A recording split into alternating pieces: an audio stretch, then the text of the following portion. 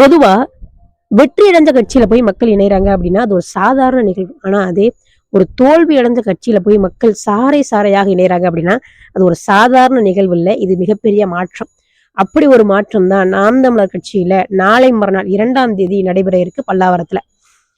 யோசிச்சு பாருங்க, ஒரு அரசியல் கட்சி 16 ஆண்டு காலமா நிலத்துல அரசியல் செய்து எந்த தேர்தலையும் ஜெயிக்கல, எம்பி இல்ல, எம்எல்ஏ இல்ல, எந்த அதிகாரத்தையும் சுவைக்கல.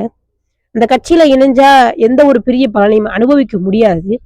அந்த கட்சியில 16 ஆண்டு கால மக்களுடைய எல்லா போராட்டங்களுக்காகவும் போராடுது. மக்களுடைய எல்லா சிக்கல்களுக்காகவும் முன் வந்து நிக்குது. மக்களுக்காக முதல் குரலாக வந்து நிக்குதான் அந்த கட்சி. ஆட்சிக்கும் வரல, அதிகாரத்துல எந்த ஒரு அதிகாரத்தையும் சுவைக்கல.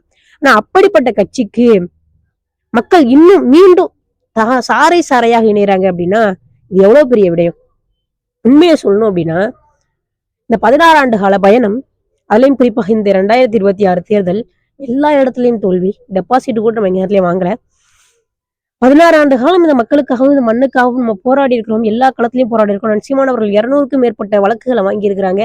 இந்த சூழல்ல நம்ம தோத்துட்டோம், இந்த மக்கள் நம்மளை நம்பல அப்படின்னு நம்ம நினைக்கும் போது நம்ம மனதுக்கு ஆறுதலாக இந்த நிகழ்வு இருக்கு அப்படின்னு நான் நம்புறேன்.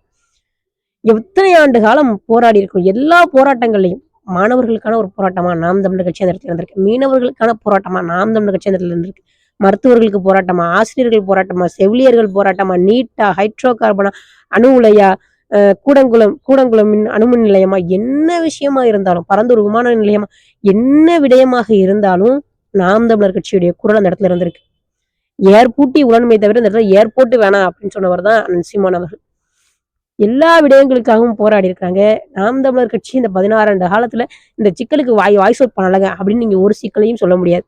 எல்லா விடயங்களுக்காகவும் இந்த மக்களுக்காக உண்மையும் நேர்மையுமாக போராடியதை தவிர நாம் தமிழர் கட்சி இந்த இடத்துல எந்த ஒரு தவறும் செய்யல.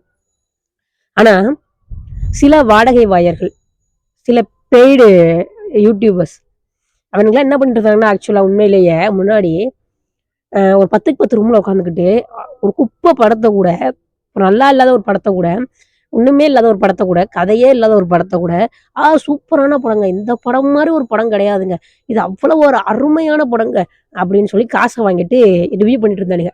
இப்ப என்ன பண்ணிட்டானுங்க, அதே மாதிரி காசை வாங்கிக்கிட்டு சீமான் எப்படிப்பட்டது தெரியுமா, சீமான் திரள்நிதி வாங்குறாரு, சீமான் திரள்நிதி வாங்குறாரு, திரள்நிதி வாங்கி வாழ்றாரு. நான் ஒன்றை கேட்கிறேன், சட்டங்களின் அடிப்படையில ஒரு அரசியல் கட்சி திரள்நிதி வாங்கி கட்சி நடத்தலாமா நடத்தக்கூடாதா அப்படின்னு கேட்டா, திரள்நிதி வாங்குவதுதான் முதல்ல ஃபர்ஸ்ட்.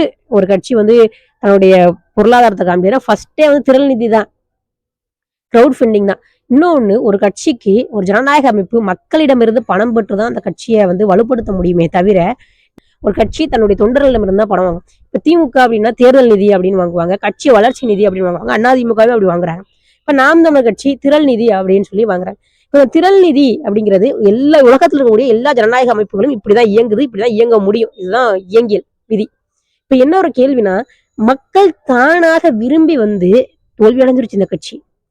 இத்தனை ஆண்டு காலமும் தோல்விதான் அடைஞ்சிருக்கு. ஒரு எம்எல்ஏ இல்லை, எம்பி, ஆனா இந்த கட்சி எனக்கு வேணும், இந்த கட்சி ஆட்சிக்கு வரணும், இந்த கட்சி இந்த நிலத்துல பேசப்படணும், இந்த கட்சி இந்த நிலத்துல எனக்கு இருக்கணும் மக்கள் விரும்பி மக்களா வந்து பணத்தை கொடுக்குறாங்க.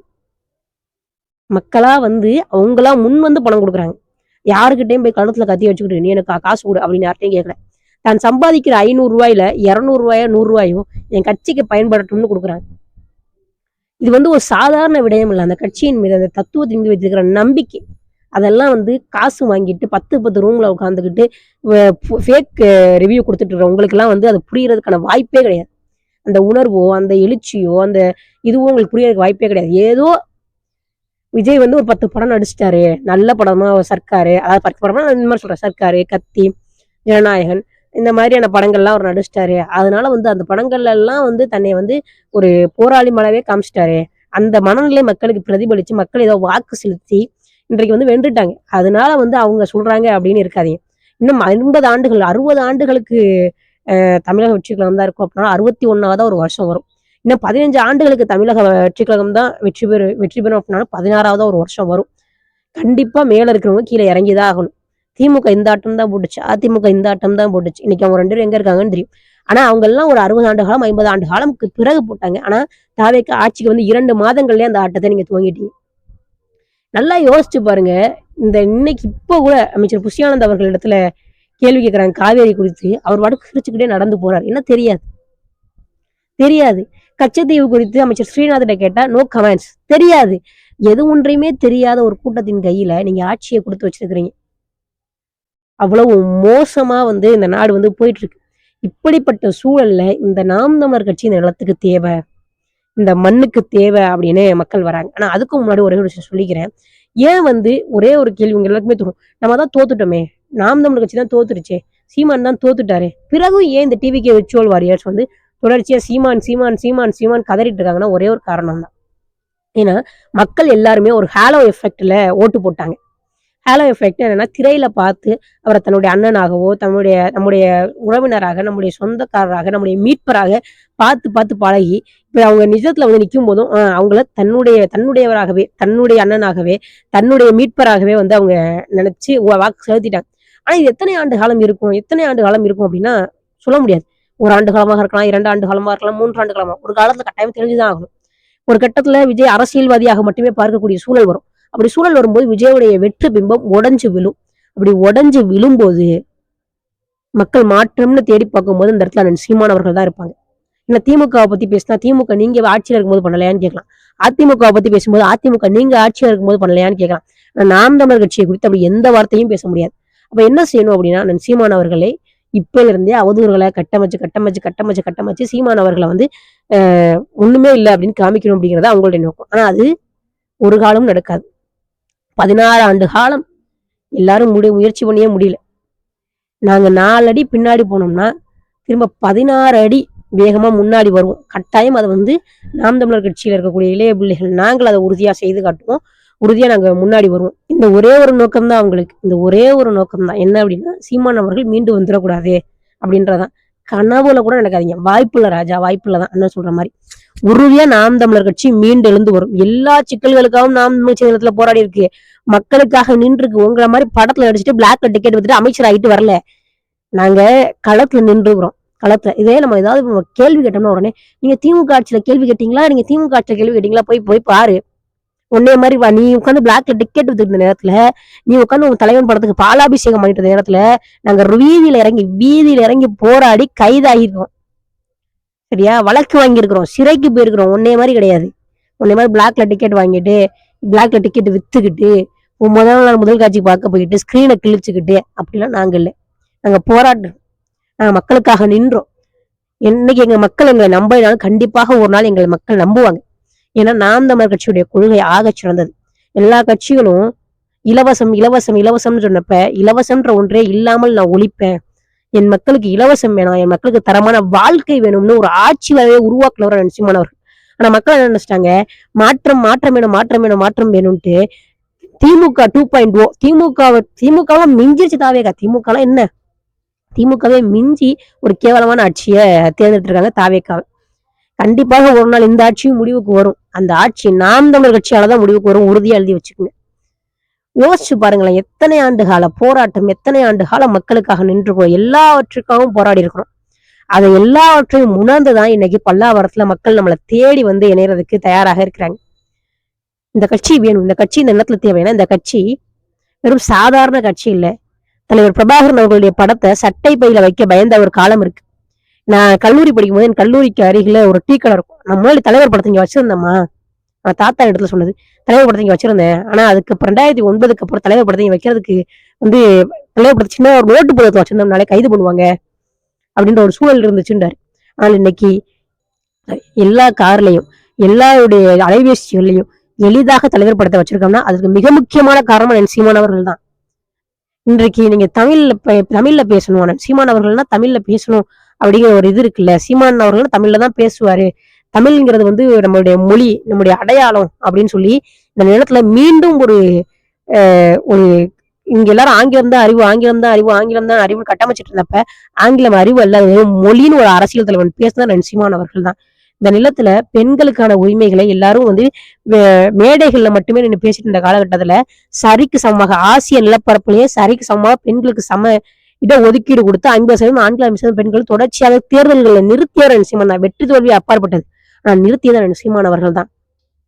இந்த நிலத்துல சுற்றுச்சூழல் பாசறைன்னு ஒரு பாசறையை உருவாக்கி பல லட்சக்கணக்கான விதைகள், அதாவது என்னன்னா நீங்க எல்லாம் போஸ்ட்டுக்கு பாலாபிஷேகம் ஊத்திட்டு இருந்தீங்கல்ல, பாலை வீணாக்கிட்டு இருந்தீங்கல்ல, மக்களுக்கு இது பண்ணிட்டு இருந்தீங்கல்ல, அந்த நேரத்துல மக்கள் தொந்தரவு கொடுத்துட்டு இருந்தீங்களா, அந்த நேரத்துல மக்கள் பயன்பெறட்டுமேனு பல லட்சம் பனைமர விதைகளை இந்த நேரத்துல நட்டு வச்சது நாம் தமிழர் கட்சியும் சீமான் அவர்களும். கிட்டத்தட்ட 4 லட்சம் யூனிட் ரத்தம் கொடுத்திருக்கு நாம் தமிழர் கட்சியும் சீமான் அவர்களும். அந்த அளவிற்கு நாம் தமிழர் கட்சியும் சீமான் அவர்களும் இந்த நிலத்துல பல்வேறு பல்வேறு விடயங்கள் செஞ்சிருக்காங்க. சொல்லிக்கிட்டே போனா இதுக்காக தனி காணொலி போடணும். நாம் தமிழர் கட்சி என்ன செய்யுது அப்படின்னு சொல்லி காணொலி பண்ணா அதுக்குள்ளே ஒரு தனி காணொலி போடணும். அவ்வளவு இருக்கு நாம் தமிழர் கட்சி இந்த இடத்துல என்னெல்லாம் செஞ்சிருக்குன்னு. 1 இல்ல 2 இல்ல, எல்லா விடயங்களுக்காகவும் நாங்க போராடி இருக்கிறோம். எல்லா விடயங்களுக்காகவும் நாங்க பேசி இருக்கிறோம். மக்களோட எல்லா சிக்கல்களுக்கும் முன் வந்து நின்று இருக்கிறோம்.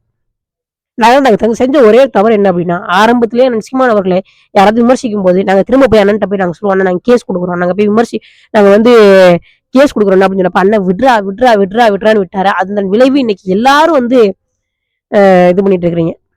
எல்லாரும் வந்து போற போக்குல திரள்நிதி 100 கோடி இன்றைக்கு நீங்க எல்லாம் இவ்வளவு அவதூறு பரப்புறீங்கன்னா அதுக்கு ஒரே ஒரு காரணம் தான், எங்க அண்ணனுடைய பெருந்தன்மை.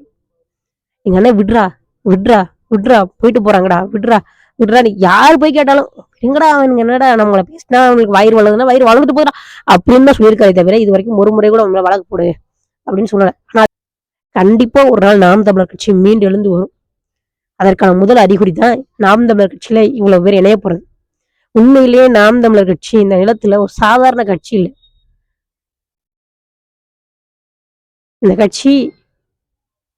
கட்சி என்ன அப்படின்னு தெரிஞ்சுக்கணும்னா, தாவேக்கால இருக்கிறவங்க இந்த கட்சினா என்ன, நாம் தமிழர் கட்சி என்னன்னு தெரிஞ்சுக்கணும்னா போய் காங்கிரஸ்காரங்களை கேளுங்க. உங்க கூட்டணிக்கு முதல்ல நீங்க கூப்பிடாமலே அலையா விருந்தாளியா வந்தாங்கல்ல, இந்த காங்கிரஸ் கேளுங்க. 60 இடங்கள்ல காங்கிரஸ் இங்க போட்டிடுச்சு. ஒரு இடத்துல கூட காங்கிரஸ் வெல்லல. ஒரே ஒரு காரணம் அண்ணன் சீமான் ஒன்மேன் ஆர்மி. உறுதியாக நாம் தமிழர் கட்சி இன்னைக்கு மக்கள் முதல்ல வந்து திராவிட மயக்கத்துல இருந்தாங்க, இப்ப திரை கவர்ச்சியில இருக்கிறாங்க. இது 2ல இருந்துமே மக்கள் மீண்டு எழுந்து வந்து மாற்றம்னு தேடும் போது இடத்துல சீமான் அவர்கள் இருப்பாங்க. உறுதியாக நாம் தமிழர் கட்சி இந்த நிலத்துல ஆட்சி அதிகாரத்துல அமரும். அன்றைக்குதான் உண்மையிலேயே இந்த நிலத்துக்கு ஒரு ஆகச்சிறந்த மாற்றம் பிறக்கும். அந்த மாற்றத்துடைய துவக்கமாகத்தான், அந்த மாற்றத்திற்கு மக்கள் மாறுவதற்கான துவக்கமாக தான் பல்லாவரத்தில் நடக்கக்கூடிய நிகழ்வு. உறுதியாக மக்கள் அனைவருமே கலந்துக்குங்க. உறுதியாக இதை பத்தி எல்லாருமே பேசுங்க. ஏன்னா சாதாரண விஷயம் இல்லை. வெற்றி அடைஞ்ச கட்சிகளை மக்கள் எவ்வளவு பேர் வேணா போய் இணையலாம், அது ஒரு சாதாரண விஷயம். வெற்றி அடைஞ்சிட்டாங்க, திமுக இருப்பாங்க, அதிமுக இருப்பாங்க, எந்த கட்சியில வேணா இருப்பாங்க. தாவேக்க வெற்றி பெற்றுச்சா தாவேக்க போவோம் அப்படின்னு உடனே தாவணும். இப்ப அதிமுக கூட தாவினாங்க பாத்தீங்களா, எம்எல்ஏ பதவியை ராஜினாமா பண்ணிட்டு தாவுற அளவிற்கு மோசமா இருக்கும். ஆனா ஒரு தோல்வி அடைஞ்ச கட்சியில அவ்வளவு சீக்கிரத்துல மக்கள் இணைய மாட்டாங்க. இப்படி இணையறாங்கன்னா இந்த கட்சியினுடைய தேவை இன்னும் இந்த நிலத்துல இருக்கு. இன்னும் சொல்றேன், 19 லட்சம் மக்கள், நேரில் 20 லட்சம் மக்கள் எங்களுக்கு வாக்கு செலுத்திருக்காங்க. அந்த மக்களுடைய உரிமைகளுக்காக, அந்த மக்களுடைய நம்பிக்கையை காப்பாற்றுறதுக்காக நாம் ஒரு கட்சி நிலத்தில் நிற்கும். உறுதியாக போராடுவோம். நீ எவ்வளவு அவதூற வேணா பரப்பு, உனக்கு என்ன தெரியும், திரள்நிதினு தெரியும், சீமான் அப்படி இருக்காரு, சீமான் என்ன இப்படி இருக்காரு அப்படிதானே பேச தெரியும். நாம் தமிழர் கட்சியுடைய கொள்கையில இந்த கொள்கை தவறா இருக்குன்னு பேச தெரியுமா? உனக்கு கொள்கைன்னு ஒன்னே கிடையாது. அவனுக்கு கொள்கைன்னு என்ன தெரியாது. உன்னால பேச முடியுமா? உன்னால ஒரு வார்த்தை பேச முடியும், நாம் தமிழ் கொள்கை சரியில்லைங்க பேச முடியுமா? நாம் தமிழர் கட்சி தவறான திசையில போகுதுங்க சொல்ல முடியுமா? நாம் தமிழ் கட்சியோட கொள்கை சரியில்லைங்க சொல்ல முடியுமா? நாம் தமிழ் ஆட்சி இது தவறுங்க சொல்ல முடியுமா? என்ன சொல்ல முடியும் உன்னால? உனக்கு தெரிஞ்சதெல்லாம் அற்பம். ஒண்ணுத்துக்கும் இல்லாம சீமான் என்ன ஷூ போட்டிருக்காரு தெரியுமா? சீமான் என்ன சட்டை போட்டிருக்காரு தெரியுமா? சீமான் என்ன கார் வச்சிருக்காரு தெரியுமா? இதை தவிர உனக்கு என்ன தெரியும்? தவிர உனக்கு வேற ஒண்ணும் கிடையாது. நாம் தமிழர் கட்சியோட மோதணும், நாம் தமிழ் கட்சியோட கொள்கையோட மோது வா. தாவேக்கோட கொள்கையை தூக்கிட்டு வா, ஒரு மண்ணு மில்லர் தான் தூக்கிட்டு வா. நாம் தமிழர் கட்சியோட கொள்கையை தூக்கிட்டு வரும். எங்க நீ வென்று காட்டு கொள்கையில எங்களை விட அதிகமா. நீ உன்னுடைய ஆட்சி வரை உனக்கு நீ ஒரு மேனிஃபெஸ்டோ கொடுத்த, மேனிஃபெஸ்டோ எடுத்துட்டு வா, என்னுடைய ஆட்சி வரை எடுத்துட்டு வரேன், விவாதிப்போம். யாருடைய ஆட்சி வரைவு, யாருடைய மேனிஃபெஸ்டோ சிறப்பா இருக்குன்னு பேசுவோமா? என்ன திமுக பண்ணுச்சோ, என்ன அதிமுக பண்ணுச்சோ அதையே கொஞ்சம் பாலிஷ் பண்ணி நீயும் ஒண்ணு வந்து கொடுத்த. பழகி போட மக்கள் அதையே சரி இது 2000 ரூபாய் கொடுத்தா 2000 ரூபாய் கொடுப்பான்னு சொல்லிட்டாங்க அப்படின்னு ஓட்டு போட்டான். இன்னைக்கு 2000 ரூபாய் வரல. இன்னும் மக்களை முழுக்க ஏமாற்றக்கூடிய வேலைகளை மீண்டும் தாவேக்கா செஞ்சுட்டு இருக்கு. இன்னைக்கு மக்கள் உணரல, நாளைக்கு உணர்வாங்க.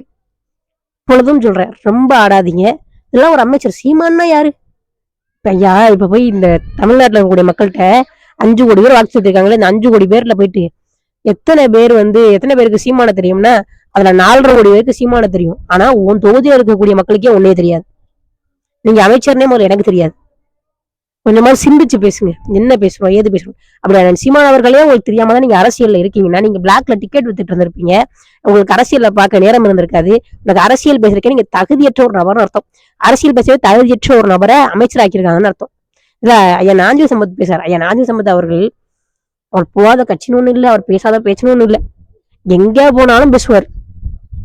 எங்க போனாலும் நாக்கு தானே எப்படி வேணா மாத்திக்கி பேசலாம்னு சொல்லிட்டு திமுக இருக்கும் போதும் பேசினாரு, அதிமுகவும் பேசினாரு, எல்லா கட்சிகளுக்கும் அவர் பேசிட்டாரு. இல்ல நாஞ்சில் சம்பத் பேசினதுக்கெல்லாம் ஃபயர் அவுட் எடுத்துக்கிறானு. இன்னொன்னு சவுக்கு சங்கர் பேசிட்டாரு பாருங்க. சவுக்கு சங்கர் இன்னும் உங்களுக்கு சவுக்கு சங்கரை பத்தி இன்னும் தெரியல. இன்னும் ஒரு வருஷம் போகட்டும், ஏதாவது ஒரு வழக்குல சவுக்கு சங்கரத்துக்குள்ள வச்சுட்டு திரும்ப வெளியே கொண்டு வருங்க. தாவேக்க மாதிரி ஒரு ஒஸ்டான ஆட்சி இல்லைங்க. தாவேக்க ஒஸ்ட்டுங்க. விஜய்க்கு என்னங்க தெரியும் விஜய்க்கு பேசுவாரு. இது தெரியாம உட்காந்துக்கிட்டு சவுக்கு சங்கருக்கு ஃபயர் விட்டுட்டு இருக்காங்க. இவங்களுக்கு என்ன அரசியலே தெரியல, யாருக்கு ஃபயர் விடணும் எதுக்கு ஃபயர் விடணுமே தெரியல. நீங்க எல்லாம் அரசியல் வச்சுட்டு இருக்கீங்க. சவுக்கு சங்கரை நம்மள கூட்டம் யாருமே உருப்பட சரித்திரத்துல இல்ல. திமுக கொண்டாடினாரு, அப்புறம் அதிமுக கொண்டாடினாரு, அப்புறம் மறுபடியும் திமுக கொண்டாடினாரு, அப்புறம் திமுக எதிர்த்தாரு, இப்ப தாவேக்கா கொண்டாடிட்டு இருக்காரு. நீ நல்லா யோசிச்சு பாரு, தாவேக்கா ஆட்சிக்கு வரதுக்கு முன்னாடி வரைக்கும் உங்களதான் திட்டிட்டு இருந்தாரு. விஜய்க்கு என்னங்க தெரியும், விஜய் ஒண்ணும் ஜெயிக்கவே மாட்டான் அப்படின்னு சொல்லி பேசிட்டு இருந்தாரு. இன்னைக்கு அவர் தாவேக்கா மாதிரி சிறந்த ஆட்சி இல்ல அப்படின்னு சொன்னோன்னு நம்பிட்டு இருக்கிறீங்களே. இன்னும் ஒரு வருஷம் கழிச்சு பாருங்க உங்களாம் திட்ட போறாரு. கொஞ்சமான மூளையோட யோசிங்க. ஒரு ஆகச்சிறந்த நிகழ்வு நாம் தமிழர் கட்சியில நடைபெற இருக்கு. உறவுகள் அனைவருமே இந்த நிகழ்வை பத்தி அதிகமா பேசுங்க, எல்லாரும் இடத்துலயும் பகிருங்க. ஒரு உண்மையிலே இது ஒரு மிகப்பெரிய விடயம். இதை முதல்ல பேசுங்க. ஏன்னா தோல்வி அடைந்த கட்சியை யாரும் இணைறது அப்படிங்கிற ஒரு சாதாரண நிகழ்வு இல்லை. நம்முடைய தேவை இந்த நிலத்தில் இருக்குங்கிறத நமக்கு மீண்டும் உணர்த்தக்கூடிய ஒரு நிகழ்வு. தயவு செஞ்சு இந்த நிகழ்வு குறித்து எல்லாரும் பேசுங்க. நன்றி, வணக்கம்.